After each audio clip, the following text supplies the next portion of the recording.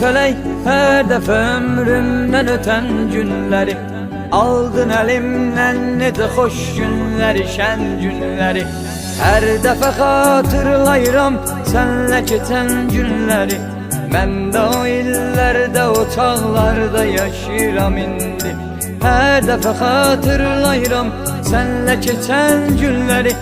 Ben de o illerde, o çağlarda yaşayıram indi. Darxa darxa senden uzaklarda yaşayıram indi. Çekilmişem dağlara, dağlarda yaşayıram indi. Darxa darxa senden uzaklarda yaşayıram indi. Çekilmişem dağlara, dağlarda yaşayıram indi.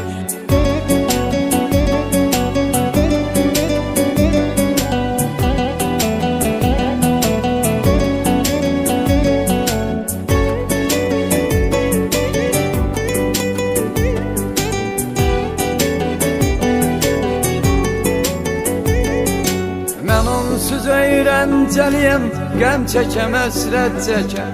Kəş gələ yarım, o gələn yollara güllər əkəm.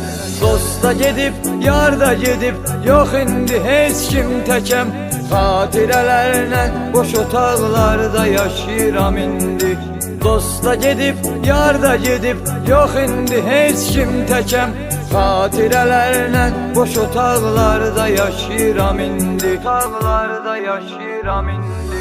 Darxa darxa səndən uzaqlarda yaşayıram indi.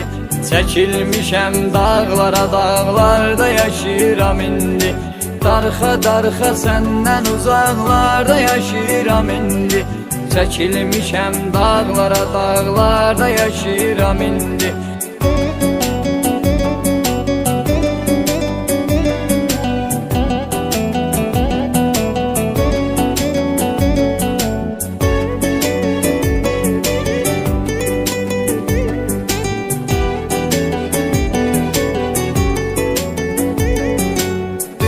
O vaxt zindana axtarmadı sevdiğim yar. Düzünü biləndir yaradan, bəlkə də qismətdə var.